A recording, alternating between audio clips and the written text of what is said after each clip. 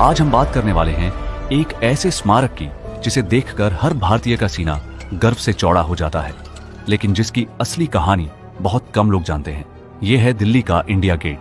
42 metre ऊंचा लाल बलुआ पत्थर का यह विशाल ट्रायम्फ आर्च आज कर्तव्य पथ के पूर्वी छोर पर खड़ा है, लेकिन यह कोई साधारण द्वार नहीं है। यह ब्रिटिश साम्राज्य की सबसे चतुर और सबसे दर्द भरी चालों में से एक है। साल था 1914। पहली विश्व युद्ध शुरू हो चुका था। ब्रिटेन को सैनिकों की भारी जरूरत पड़ी। उसने भारत से लाखों जवानों को मोर्चे पर भेजा।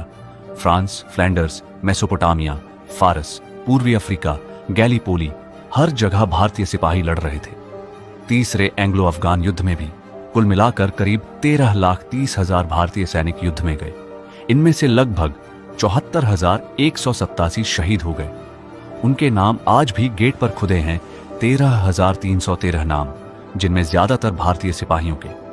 ब्रिटिश साम्राज्य को डर था, इतने सैनिक मर गए तो कहीं भारत में स्वतंत्रता की आग न भड़क उठे। इसीलिए उन्होंने एक योजना बनाई। 1921 में ड्यूक ऑफ कॉनॉट ने नींव का पत्थर रखा। आर्किटेक्ट सर एडविन लुटियंस को यह काम सौंपा गया। लुटियंस वही शख्स था जिसे नई दिल्ली का पूरा प्लान बनाने का जिम्मा मिला था। 1911 में जब दिल्ली को राजधानी बनाया गया तो पुरानी दिल्ली की तंग गलियों की जगह ग्रैंडियर वाली नई दिल्ली बनानी थी। इंडिया गेट उसी मास्टर प्लान का हिस्सा था। निर्माण 1921 से शुरू हुआ और ठीक 10 साल चला। 12 फरवरी 1931 को वायसराय लॉर्ड इरविन ने इसका उद्घाटन किया। मुख्य सामग्री थी भरतपुर का लाल बलुआ पत्थर और ग्रेनाइट। डिजाइन पूरी तरह रोमन ट्रायम्फल आर्क स्टाइल में था। आर्क डी ट्रायम्फ की याद दिलाने वाला। ऊपर शैलो डोम्ड बोल थी जिसमें तेल जलाने का प्लान था, लेकिन शायद ही कभी जलाया गया। दोनों तरफ बड़े बड़े आर्चेस बने हैं। गेट पर लिखा है इंडिया, यानी 1914 से 1919। नीचे पूरा संदेश है भारतीय सेनाओं के उन शहीदों को समर्पित जो फ्रांस, फ्लैंडर्स, मेसोपोटामिया और दूसरे मोर्चों पर लड़े और जिन्होंने उत्तर पश्चिम सीमा और तीसरे अफगान युद्ध में भी जान दी। लेकिन दोस्तों, असली सच्चाई यह है कि लुटियंस खुद भारतीयों को नीचा समझता था। अपनी पत्नी को लिखे पत्रों में उसने लिखा था कि भारतीय डिजेनरेट, लो ब्रेन्ड और चाइल्डिश हैं और उन्हें जानवरों की तरह पीटना चाहिए। फिर भी वही शख्स भारतीय शहीदों का स्मारक डिजाइन कर रहा था, क्योंकि साम्राज्य को लॉयल्टी दिखानी थी। गेट के पास कैनोपी में 1936 में किंग जॉर्ज पंचम की मूर्ति लगाई गई थी, जो आजादी के बाद 1968 में हटा दी गई। अब वहां 2022 में नेताजी सुभाष चंद्र बोस की मूर्ति है।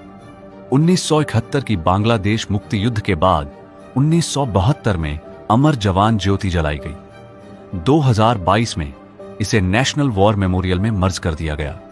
आज इंडिया गेट सिर्फ टूरिस्ट स्पॉट नहीं है, यह गणतंत्र दिवस परेड का केंद्र है, आंदोलनों का गवाह है, परिवारों की शाम की सैर का ठिकाना है। शाम को जब रोशनी जलती है तो लाखों लोग आते हैं, लेकिन कितने लोग जानते हैं कि यह स्मारक मूल रूप से ब्रिटिश साम्राज्य के गौरव के लिए बनाया गया था।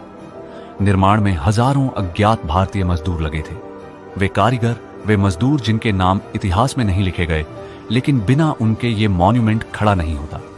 किसान थे, दस्तकार थे, सिपाही थे, सबके खून और पसीने से बना है ये गेट। दोस्तों, इंडिया गेट हमें एक बड़ी सच्चाई याद दिलाता है। इतिहास हमेशा विजेताओं द्वारा लिखा जाता है। ब्रिटिश ने इसे अपने साम्राज्य की जीत और भारतीयों की वफादारी का प्रतीक बनाने की कोशिश की, लेकिन आजादी के बाद हमने इसे अपने शहीदों के सम्मान का प्रतीक बना लिया। आज जब हम इंडिया गेट के सामने खड़े होते हैं तो हमें उन 74,000 से ज्यादा शहीदों की याद आती है, जिन्होंने कभी देखा भी नहीं था कि उनका नाम एक दिन दिल्ली के दिल में अमर हो जाएगा। यह गेट अब सिर्फ पत्थर का ढांचा नहीं है, यह बलिदान की कहानी है, साम्राज्य की चाल है और सबसे ऊपर भारतीयों की क्षमता है कि वो किसी भी चीज को अपने गौरव में बदल सकते हैं। दोस्तों, अगर ये वीडियो आपको पसंद आई हो तो इसे एक लाइक जरूर दें